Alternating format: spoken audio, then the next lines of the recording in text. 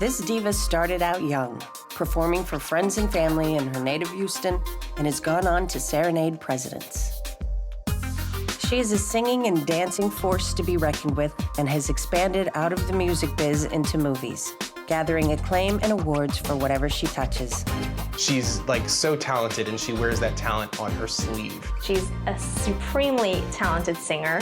She has been listed as #1 on the Forbes 100 Most Influential Women, rated the world's most beautiful woman by People magazine, and has sold 75 million recordings and counting worldwide. Just like a basketball player, she puts in the work. She is a woman of faith in a cutthroat world of entertainment who has carved out her place in the record books while remaining true to her core values. She's a mom, she's a wife, she's beautiful, she's a fashion designer, she kind of has it all. She has tamed one of hip-hop's biggest talents, and together they seem set to build a dynasty that encompasses hot tracks, clothing lines, and restaurants. Their baby, Blue Ivy, has already joined her parents as a performer, and under her mother's guidance is sure to have an amazing future. Focus should be the word that I should use. She was always a focused kid. To her fans, she is the queen bee, and she commands not only loyalty, but gives the same in return. She's gonna do what it takes. It's a mega star. She just can do absolutely everything. She is the hardest working woman in showbiz, and her drive and ambition know no bounds. Yet she delivers her talent to us not as some tantruming cliche diva, but as giving, classy, and supremely regal. Always beautiful at visage and voice. She is Beyoncé, and this is her story.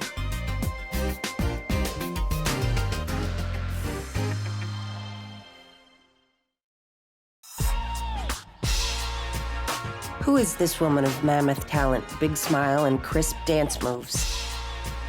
When they find that out, it's just like, oh man, you know Beyonce, man. Oh my God, how was it? How was she? Can you get some tickets? You know, it's always something. You know, I think what is so universal about Beyonce's appeal is that she is so dedicated to entertaining, primarily. Everybody loves Beyonce. She is such a cultural icon because she's everything. I think that Beyonce is so popular because she puts every fiber of her existence into her career and performance. Beyonce is a great singer and a great person, but it just didn't start happening yesterday. You mean the whole makeup of her, who she is and how she got to where she is.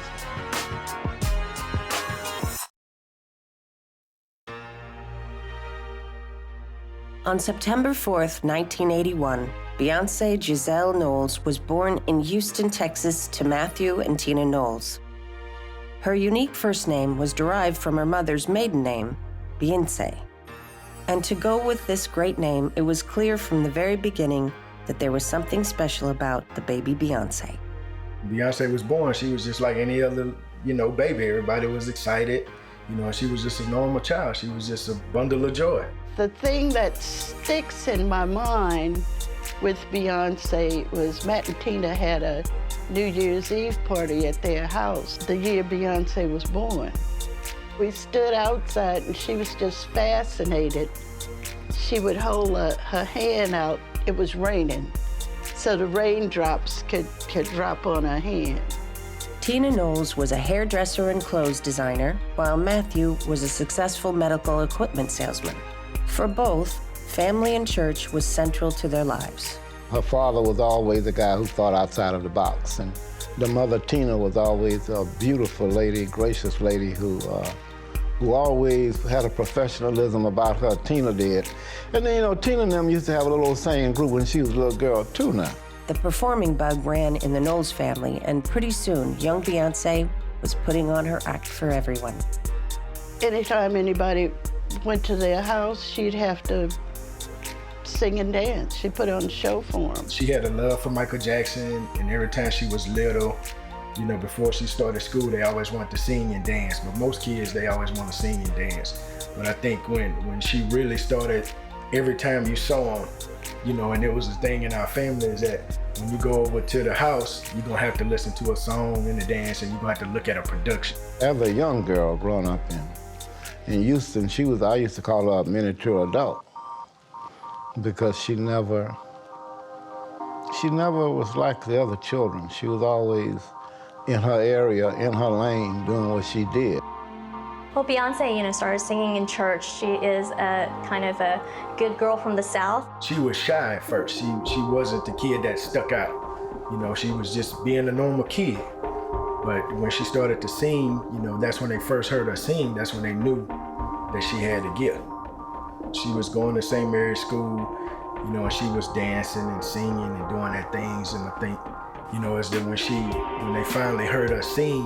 My son Rama used to tell me all the time about Beyonce, and when they were doing the dance thing and the little music thing way before Destiny Child, Beyonce was singing and composing songs, because at that time, every house they moved in, Rama would build a little stage for Beyonce to sing on.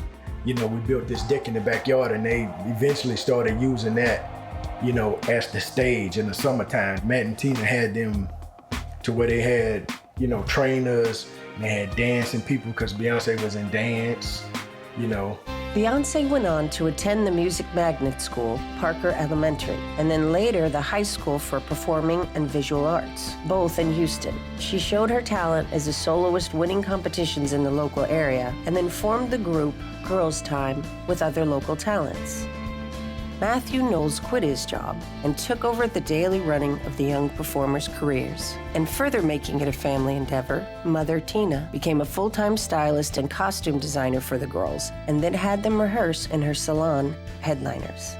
Matt had put them in a position, or found people to put them in front of, find songwriters, find people to do stuff. So Matt was doing his part to help them be successful. Always go back to the success of anybody, goes back to the family unit. And I think she came from a good family unit. Well, they family, they went to church. Like, we didn't go to church. Me and my dad went to church. Me and my mother went to church. But they would go to church every Sunday, and they would go to eat. But their thing is they always went to church, and that thing, come have dinner. Family was important. Family was very important. Matthew and Tina and Beyonce and Salon and Kelly, they would be at Luby's cafeteria. They sit around and discuss things and issues and what you got out of a sermon, and which most families don't do that anymore. Tina used to have a place called Headliners as a hair salon, and Tina was always a support person in the family, because she always had a knack for entrepreneurship. And it started to progress from there because of the work that was being, done behind the scenes.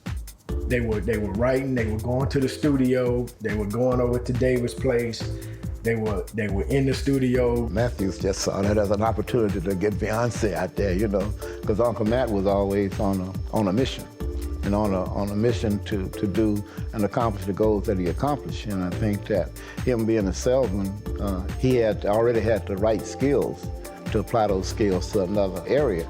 It was like the girls could never have a relaxing time or never have a downtime, because he was always, we need to do this, and he was talking to them as though they were 25 or they had been in the business for a while. He started, and we would always tease him. I would call him Joe Jackson, but it kind of just started, and then now we can see the result of it. With Matthew and Tina Knowles firmly behind the group, Girls Time went on to compete in Star Search. They lost to an adult male band. They were devastated. When they lost to Star Search, it was like really hurtful, because they thought, and they really won. But you couldn't see, these little teenage girls beating some 35, 40-year-old musicians. You just couldn't. America wasn't ready for that. But that was heartbreaking to them, but it just fueled a fire. Since that time, then she went on to do what Destiny Child did, and the rest of it is kind of like history. Like all young acts, the group suffered its fair share of ups and downs. But the biggest change was about to come, and like so much with this family based in faith, it was inspired by a passage from the Bible and the book of Isaiah.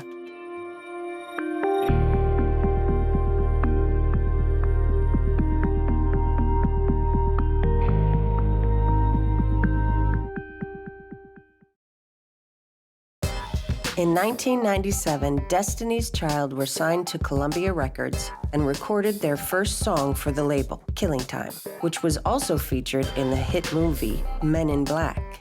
Their real breakthrough came with the song No, No, No off the self-titled album. This song garnered them 3 Soul Train Lady of Soul Awards.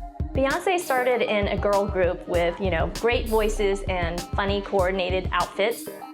And it just kind of evolved into, from Girls' Time, and then it kind of evolved, with the member changes from when they were little. It just kind of grew and started snowballing because work on the back end was being done. At this time, Destiny's Child was made up of LaToya Luckett, Latavia Robertson, and Beyonce's childhood friend, Kelly Rowland. I think we all became fans of Beyonce during Destiny's Child. She was just so sweet, this young girl with an amazing voice. And they had some really great songs. That's when everybody kind of started noticing, hey, who's this girl? She's really talented.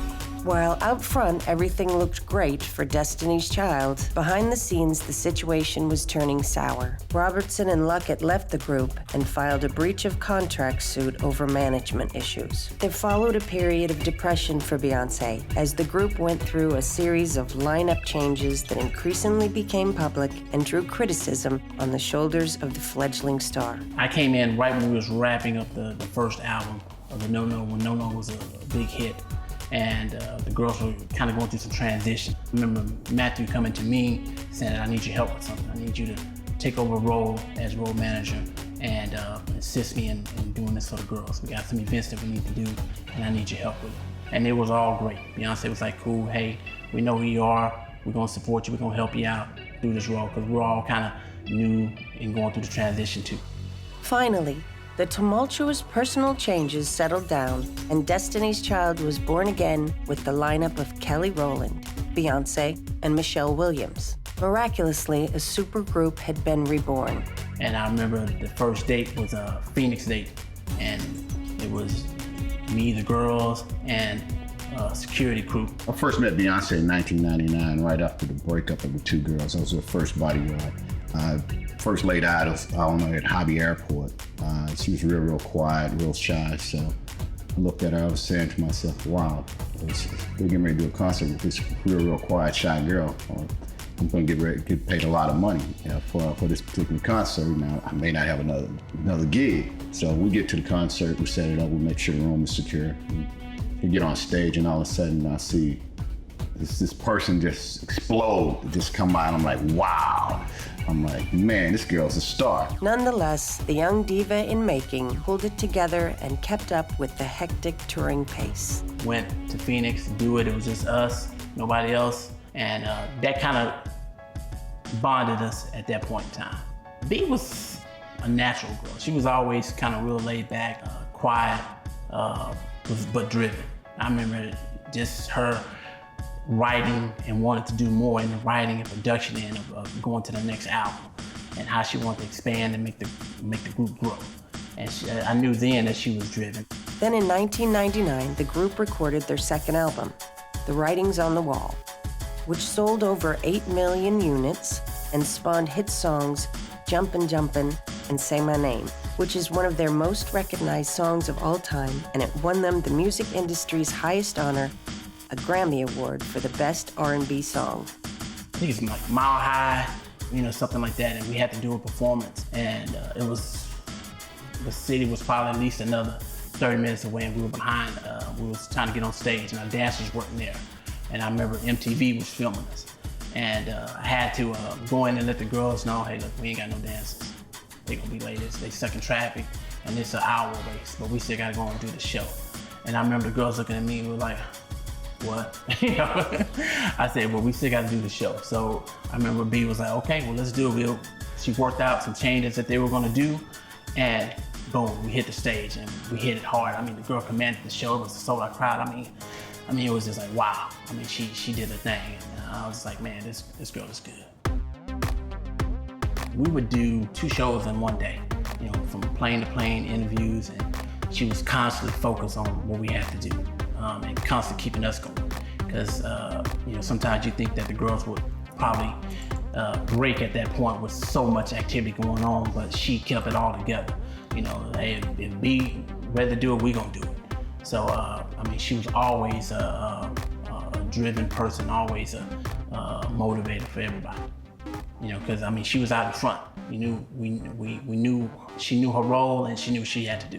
As a newly reformed trio with the lineup of Rollins, Williams, and of course Beyoncé, Destiny's Child now went on to record their biggest success ever with the album Survivor, selling well north of 10 million copies throughout the globe and delivering to the fans the hits like Survivor and Bootylicious. Well, the most outstanding thing about Bootylicious is that the word Bootylicious became an entry in the Oxford English Dictionary, which is amazing. Like, she made up a word and then it just became a word. That's incredible.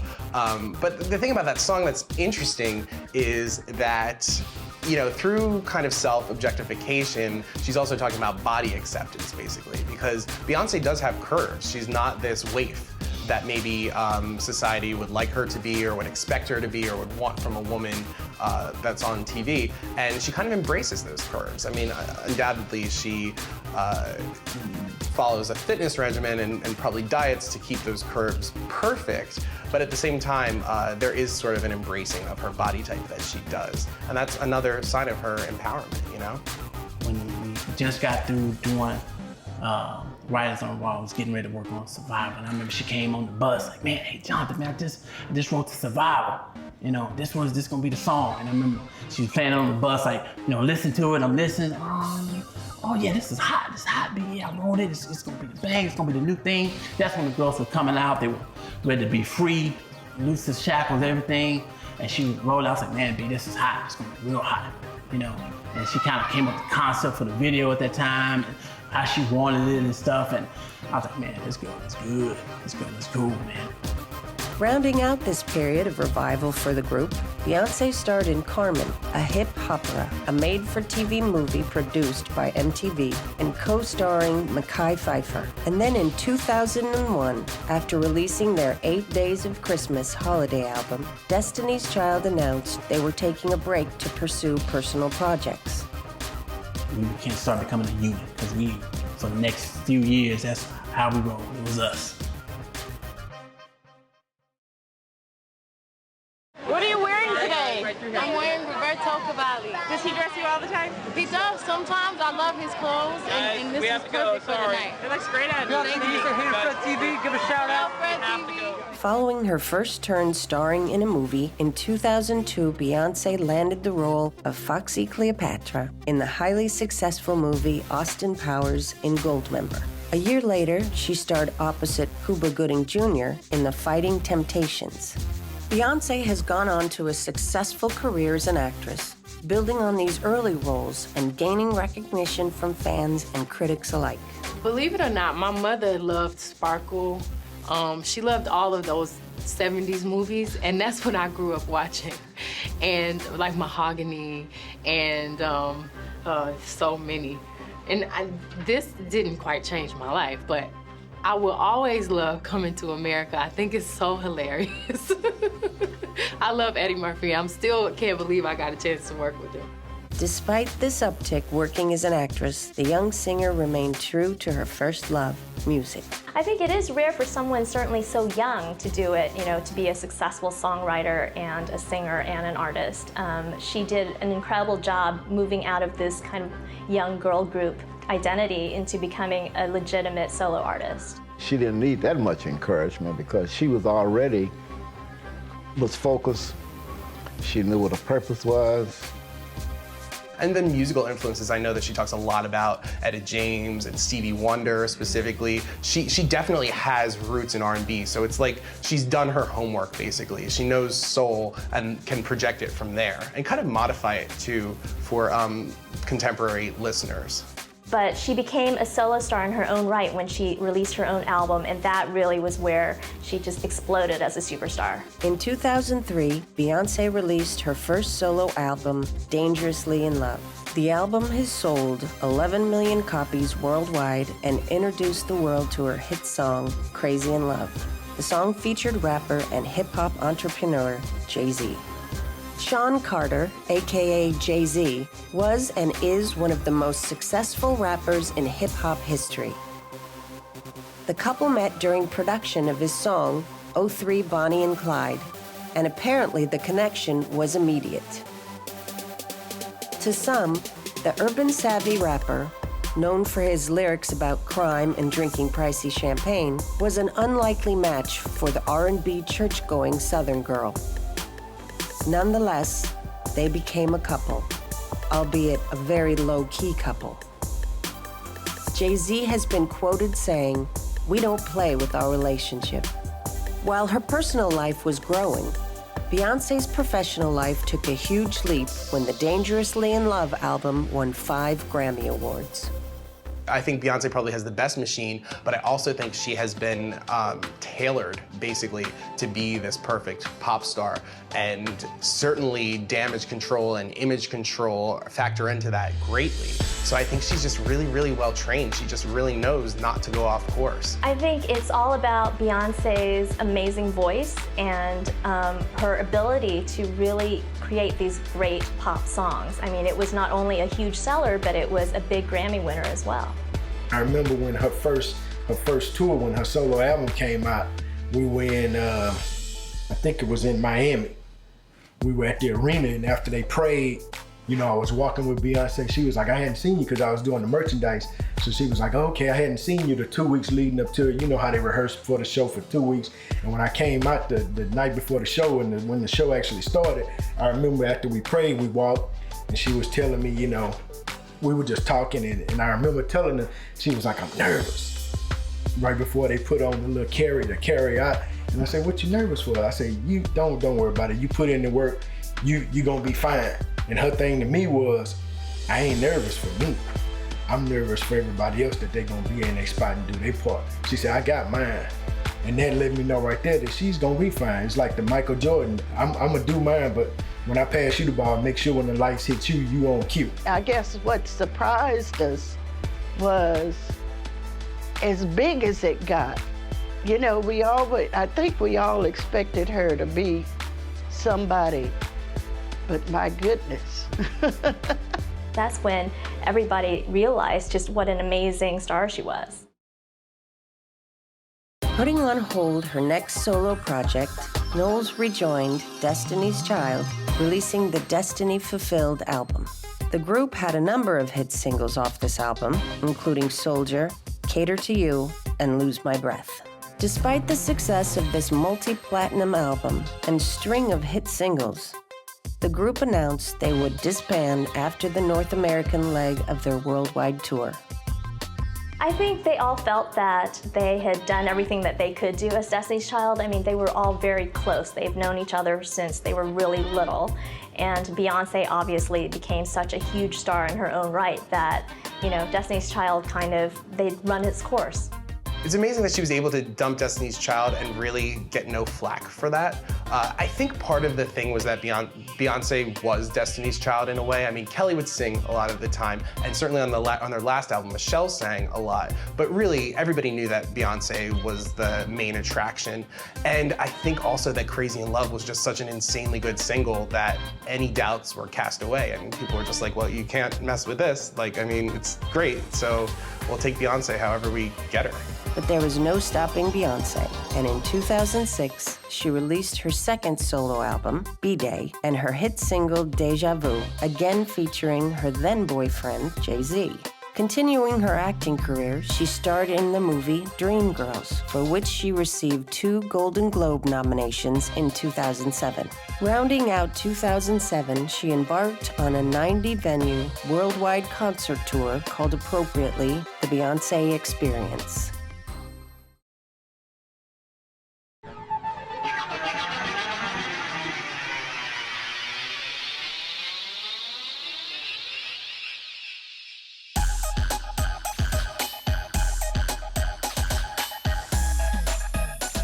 In a few short years, Beyoncé had made her way to the top of the R&B pyramid, earning herself fame, fortune, and adulation, multiple awards and success both in the recording and movie worlds. To many, she had also earned the coveted title of diva. I think it depends on what you define diva. You know, diva is a really talented, amazing artist. Yes, absolutely. But she's really down to earth. She's not the type of person that you hear about crazy demands or all white flowers and pink M&Ms or whatever. She's a down to earth girl. Beyoncé is an R&B diva, basically, and she comes from a line of crossover R&B divas. You know, Whitney Houston has roots in gospel and R&B, and she was able to become the biggest singer of her time. Mariah Carey as well. We see this happening a lot. I think also really key to Beyoncé's particular appeal is that she doesn't have the laid-back R&B vibe, and that her music is so much about joy. Which is actually kind of not a cool thing. It's not cool to be as happy as Beyoncé is, but she sells it so well that she is accepted for being this like sphere of joy that she is. From when we were little, we just, you know, we went to the Bahamas. I guess Beyoncé was about 9 or maybe about 9. You know, me, Solange, we went to the Bahamas with Tina. We just had a great time. And I still think that Beyoncé is the same person. She wants to have fun. She wants to excel at whatever she does. She puts in the work. And that's really what makes a pop star today, the multi-package thing. Like, from American Idol, we've been given this rhetoric of you have to be the full package, you have to dance, you have to sing, you have to write a lot of the time, and she does everything like that. She's incredible. To be honest with you, it was the very, very first concert in Phoenix. When she hit the stage, she went out. Penny Hardaway, I'm gonna call his name. Penny Hardaway was like a big time star in the NBA. But when he saw Beyonce, he acted like he was a kid in kindergarten. He was like, Beyonce. It was like, he was a kid in timeout, just sitting in a corner. I think what's key to Beyoncé's appeal is that she's so entertaining. I think that there's nothing boring about her. Maybe people who aren't into R&B might associate it with being boring or somehow being inaccessible. Certain meet and greets, we'll be out on the road, and me being a bodyguard, I'm looking around and I'm surveying and I'm trying to make sure everybody's good. And I see this guy, gangster rapper looking guy, you know, he's looking all hard, mean and menacing. You know, so I'm watching him real careful, and he get up to Beyonce and he sounds like he's a 7-year-old girl. He becomes a fan, and you know, I'm like, wow. And I make eye contact with some of the other security guys that are with me, and they're like, wow. Can I get your niece's phone number? They think because I'm the oldest, I'm the aunt. You know, like, no, you can't. Can we get some pictures? Would you tell Beyonce to call me this and that? And I try to tell them, you know, she can't call everybody who want them to call her. I've not seen an autograph that she wouldn't sign. When I worked for Beyonce, her fans were her world. That's what Beyonce was all about, was making sure that everybody that left knew that, hey, I may not ever meet a star again, but Beyonce was there to provide. At some point, Beyonce thought everybody was her friend, and it took me and her dad to sit down with her. Her dad actually sit down with Beyonce just for her safety issues, because she would sign autographs at will. I'll give you a story about a stalker, actually. That we had a stalker in the Netherlands, and this guy actually still calls me to this day about Beyonce. Beyonce's happily married with a baby. We showed Beyonce a picture on a tour bus of the stalker, and she's like, man, he's sort of cute. And we started laughing. Beyonce, this guy's serious. This guy's been stalking Beyonce for like 7 years. As the newly anointed Queen Bee to her fans in the Beehive, Beyoncé may be a diva, but she has given greatly of herself and her talents, and for that, she is her own kind of diva. Well, I think that in the case of women, particularly divas, people overlook the fact that they often write their music. Mariah Carey has spent the last 20 so years bemoaning the fact that people won't acknowledge her as a songwriter. I mean, throughout, always. So I think that people often kind of ignore that, or they don't look into it, or they assume that she's kind of this puppet. But I think her legacy primarily will be as a performer. And the thing is that she's performing her songs. She's selling her songs. Whether people acknowledge it or not, she's made them her own.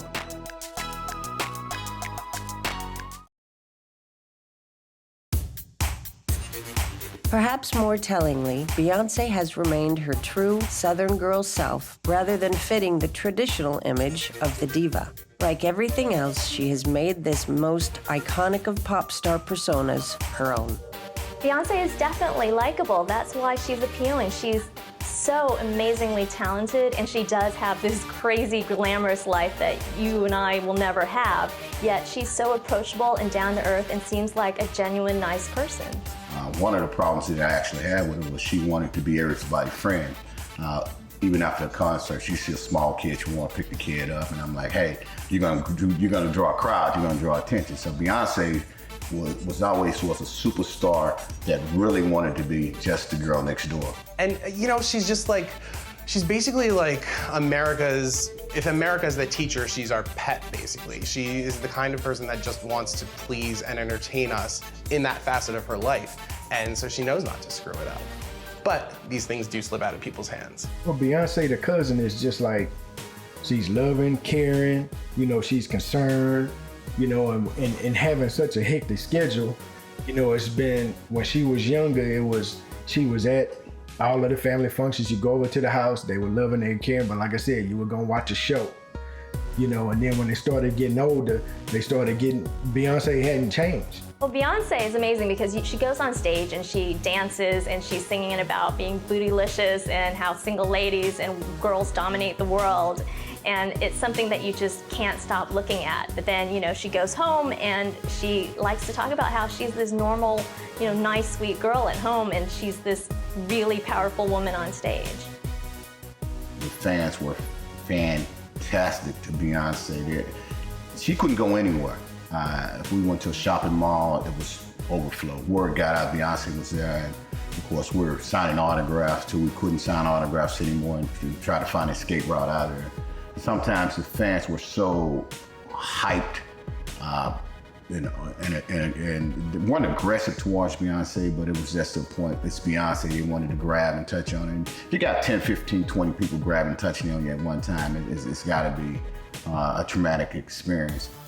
She's always been real good to provide tickets, not only tickets, but also finance. Just working on a tour, you have no idea the type of income that you make working on a tour.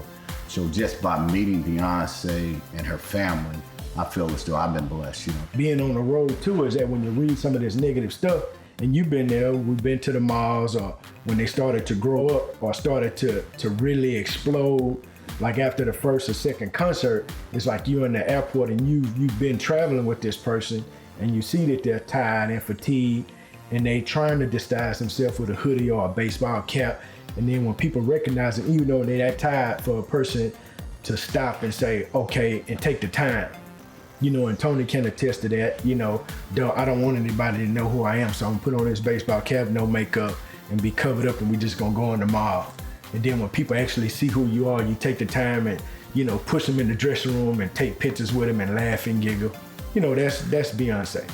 So my thing was, when she was off work, was to make sure that Beyoncé was safe, and basically she had her me time for herself. The most interesting thing about her celebrity, I think, is that she's been A+ across the board so far, probably because we don't know very much about her personal life. It'll be really interesting to see if Beyoncé is able to maintain that image and always be the squeaky clean good girl, or if she'll have her breakdown moment, or if she'll be caught with marijuana at an airport, or you know, whatever possibly could happen. Generally, we see that in our divas. Generally, there's one slip at least, you know? Maybe Beyoncé is the one that never slips. Maybe she's just perfection all the way through. We'll see. This unique Beyoncé persona comes from her deep roots in Houston, founded on the twin pillars of her strong, hardworking family and her deeply felt faith. Going back to those days when the Knowles family would gather after church to discuss that Sunday's service, Beyoncé has remained firm and clear in her Christian beliefs. But, as with so much to do with the young diva, she keeps her private beliefs to herself. Yet before every show, she and her performers still pray, and she has never forgotten her home church. She was overseas somewhere, and she started feeling like, I need to go to church. So she jumped on an airplane and came to Houston to go to church, which says a lot for the church and a lot for her. People go to a lot of different places to get their religious food, you know? And the fact that they were doing it then, but when they went to St. John's, and I think that Rudy Well, at St. John's Church, they had an innovative way of approaching ministry, and I think that the homeless ministry was one of the biggest ministries in Houston, because I've always admired and respected that, because Beyoncé and Matthew, they were all a part of that family, and they were always doing great things in terms of helping people in the ministries at their church. From the time she was a little girl, her church and her Christianity have been key components to her success. Beyoncé is a typical Southern girl. She grew up in the church. I think that's always been very important in her life. And although she, will dress very outrageously on stage and sing about being, bootylicious and things like that, it is still a very important part of her life. Little known to the outside world, Beyoncé has never forgotten her roots, and using her personal wealth, has given generously to her church, the community of Houston, and many worthwhile causes. I think that Beyoncé has done a number of projects to help the church, but I think that the homeless ministry is one of the biggest ones, and what they have done to give back to the community. So she has never forgotten from where she came. Of 2008, I think Beyoncé did what she did the church over there, and Kelly and Beyoncé did the church and stuff like that. The St. John's Center, she's giving money, Bread of Life. When a concert was here, she gave money to Bread of Life and the food bank. So she's always giving back. And also too, she does a lot of different community things here in H-Town. So, she's constantly here. Beyoncé, as well as her dad, sponsored a youth football team that I coached for like 7 years. These kids wouldn't have an opportunity to play football without the finance and backings of Beyoncé. And one of the kids actually is a big-time star at Oklahoma State. This is home, so she always want to try to take care of home. That's just a part of who she is, giving back. Because I can remember as a youngster, Matt would take her to see homeless, and they would go feed, homeless people around Thanksgiving and Christmas. So Matt, he put that in her. But you have to understand Uncle Matt to understand the success of Beyoncé. Because if you don't understand Matt, irregardless of what you read about him, what you say about him, but if you have to understand him to understand her success. Because had it not been for him, Matthew, who was persistent, no to him meant that he hadn't convinced you to say yes. Keeping an eye out for her family's well-being has been key, and Beyoncé has also helped advise her younger sister, Solange, as she pursues her own, though uniquely different, career as a model, DJ, singer, and actress. Where Beyoncé finds influence from her family specifically, I think that is a major source of her joy. I think when you hear her sing a love song, it's clearly about Jay-Z, and all signs point to that relationship being extremely healthy and extremely balanced. Beyoncé cared about her family. Angie Beyoncé was always there, her cousin, her and her cousin were like inseparable. Her sister Solange, Matt and Tina. Tina was always real good. We were on tour one time, it was my birthday, and they made a cake and fixed a real nice meal for me and told me how they did appreciate it. The Knowles family was really cool. I remember when I really kind of got into the confines of the family, and they really got to know me, and they really got comfortable with me.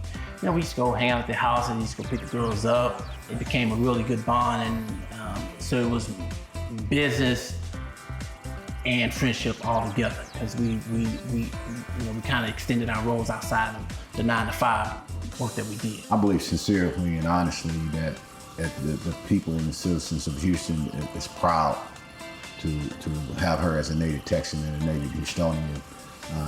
If she was to do a rodeo or do an event here, I'm certainly would be sold out, 100% certain that it would be sold out. The diva with the heart of gold has spread joy to fans worldwide, and she has done this with the strong Christian values of charity and humility. She is a boon to community and spirituality through her works.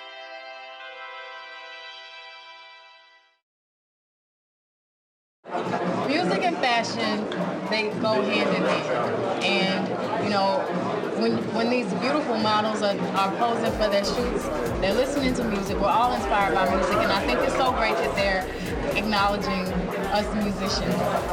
If one thing has defined Beyoncé, it has been her sense of fashion and beauty. This young diva understands and appreciates street fashion and couture culture. uniting the two worlds in her own unique style. And with her mother, she has her own line of clothing through the House of Darion and her own line of fragrances.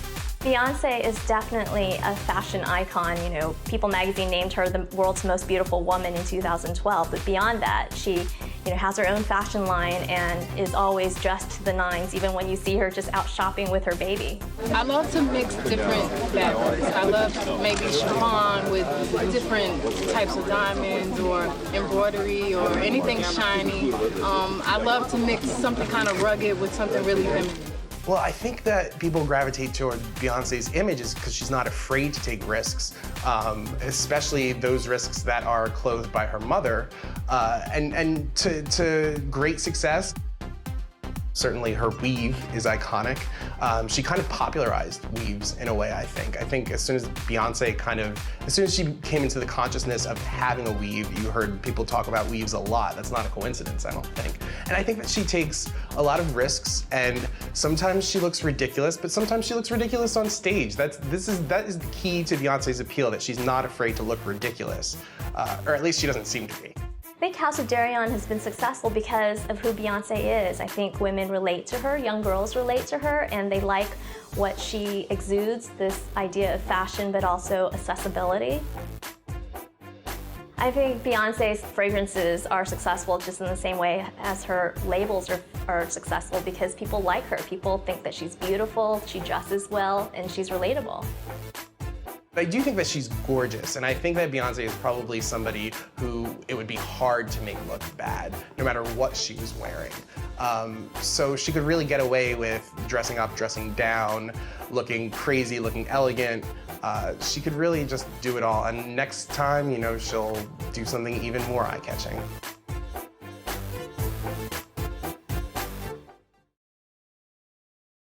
All through these years, Beyoncé and rap superstar Jay-Z had been maintaining a low-key relationship. Living the truth of that good Southern girl image meant that Beyoncé kept her private life private, even when publications like the New York Times named her and her beau a power couple. Beyoncé and Jay-Z started dating when she was pretty young, and it was always seen as this musical collaboration. He's, quite a bit older than she is. But then, when she started breaking out of her shell and they got married. I was in the beginning stages when it was with Jay-Z, so I don't know. I just know, hey, the family is great. Beyoncé and Jay-Z had always been very, very private about their relationship, even their wedding. We never saw photos of their wedding. By mid-2008, Beyoncé was riding high on a tidal wave of her own creation. Married to rap royalty, earning $80 million in 1 year, she was about to set out on a new direction, one which was potentially risky. Beyoncé took both halves of her persona and in the fall of 2008 debuted her alter ego, Sasha Fierce, on the album I Am Sasha Fierce. To some, this was a risky move, following in the footsteps of other pop star alter egos that went on to crash against the rocks of critical ridicule and disdain of once loyal fans, dragging the artist down in the undertow of suddenly perceived irrelevance. But oh, how wrong the naysayers were this time. She has a character that she calls Sasha Fierce, and with that, she kind of reconciles her ability to just let go and be a crazy person on stage, basically. And it makes for extremely entertaining performances. Beyoncé is not the kind of person that would ever stand there and sing. Even when she's standing there and singing, she's still fluttering and twitching and making faces. She's hilarious, there's a comedy aspect that she's probably not even aware of, all the better for that. Well, Beyoncé talks about Sasha Fierce as being the aggressive, sexual, very out there person that she is on stage. And inside, she's, really down to earth and a sweet girl. And she has to put on this alter ego when she goes on stage to perform before thousands of people.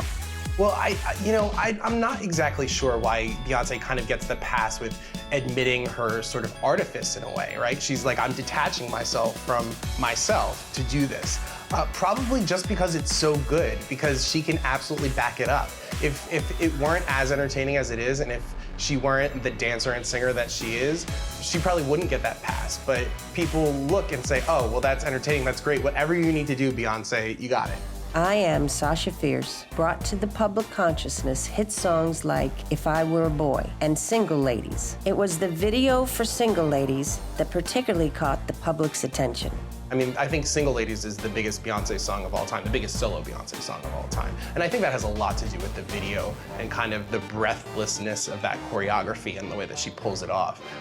But the actual song, the actual content of the lyrics is very much about getting what you want from a man, specifically a ring in this particular case. But I think overall, it's kind of a matter of like not settling, basically.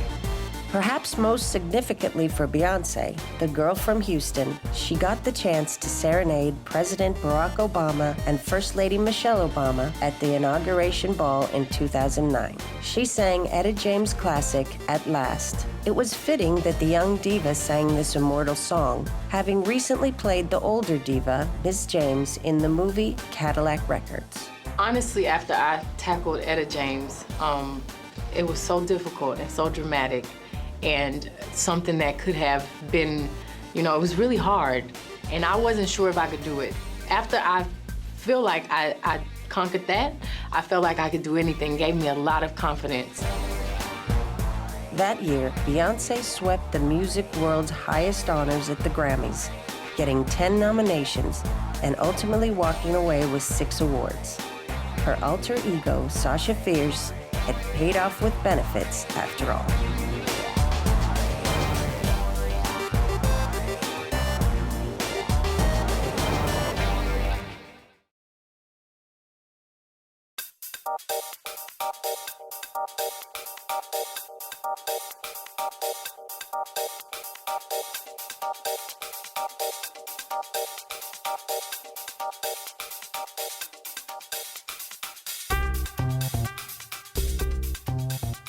Beyoncé Knowles has been one of, if not the, hardest working women in entertainment.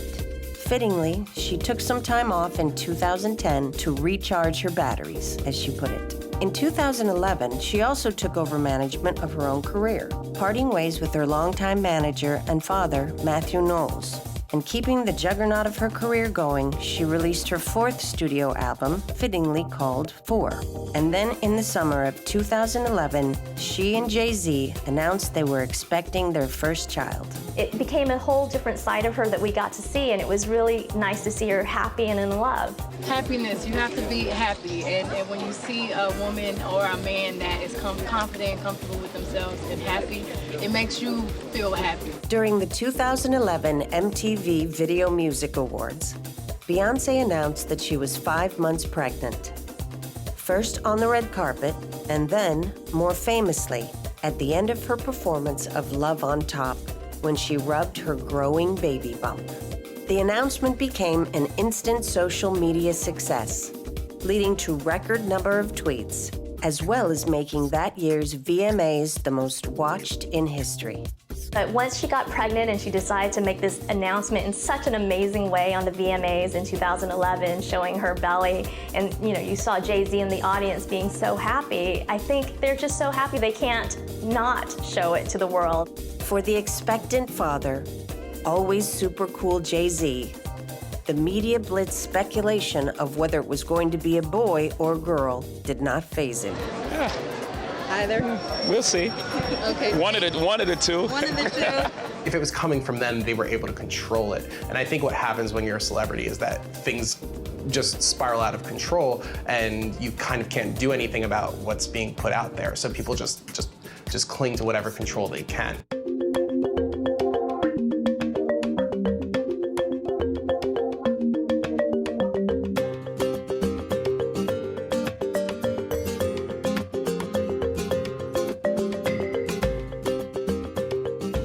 Ivy Carter was born on January 7th, 2012.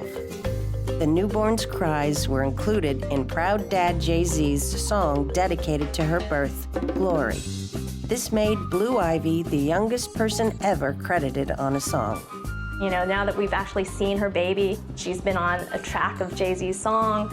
It's just wonderful to see. I think they're just so happy they want the world to see that.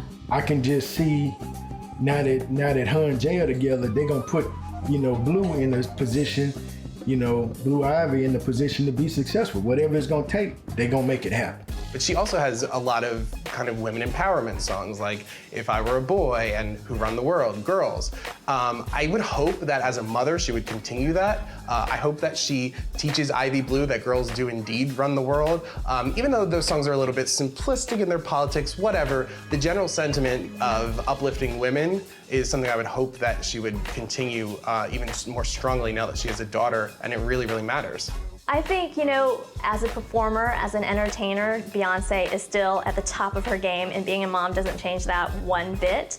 But of course, you know, she's talked about how being a mom has changed her entirely in many other ways, just her priorities in life. But, you know, she is still an entertainer, absolutely.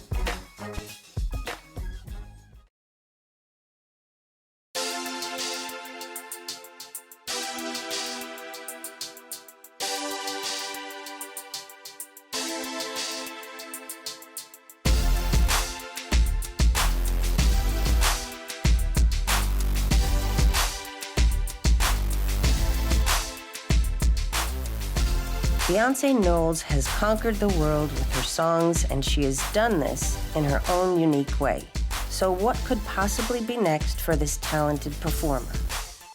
What's up with Beyonce? Beyonce getting paid, man, doing her thing. That's what she's doing. I think Beyoncé is going to go down in history as a really huge icon of her generation, you know. I think for a very, very long time, we will have Beyoncé music in our lives, in the forefront of our lives. I think she'll be really, really popular. I think she'll just find a way to keep kind of changing enough to keep interesting. I think also probably she'll get more into movies. She's already shown that she's interested in that, and that's usually the next step people take to dominate. As a performer, as a singer, and she's also an actress and a designer, all of those things. And I think she's been a really good role model for girls as well. I think she's really important in this time. I'm very proud of her. Although I was not surprised. To see where she's come from that young lady that walked through the doors of Music World in her teens to where she is now, family, one of the top selling artists of the world. I mean, it's amazing. She was always a star. I was not surprised. But the sky's the limit, clearly. This woman can do anything. She's as close to a goddess as we have on this earth. If one thing is certain, it is that this diva actress mother will surprise us, delight us, inspire us, and move us. From that little girl singing on the deck in her family backyard to the fully formed singer entertaining millions, we know she is the queen bee, and we can't wait to see where she takes us next.